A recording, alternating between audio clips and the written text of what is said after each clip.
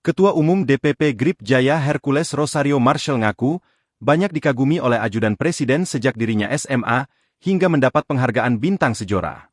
Apalagi foto Hercules bersama prajurit Kopassus yang kini justru menimbulkan polemik. Kopassus itu ada di hati saya. Saya luarnya tidak pakai Kopassus Komando, tapi di dalam saya itu Kopassus. Setiap saya ketemu pasti sautannya, Komando. Karena saya punya hubungan emosional namanya Komando Pasukan Khusus Baret Merah, kata Hercules. Ia kemudian diundang ke Solo sampai muncul polemik foto bersama dengan prajurit Kopassus. Hercules mengatakan bahwa sebenarnya ajudan presiden juga mengagumi dirinya. Kemarin ya saya diundang ke Solo sama ADC Pak Presiden, jadi beliau itu Pak Kombes Wahyu ini, beliau ternyata dari SMA sudah kagum saya. Tapi beliau itu mau pengin jumpa gak pernah jumpa karena sibuk tugas.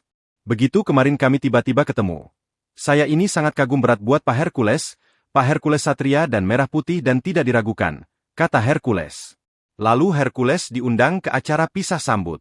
Hercules awalnya berpikir untuk tidak datang karena khawatir akan menjadi persoalan. Ketika datang, katanya, baru turun dari mobil saja ia sudah disambut prajurit Kopassus.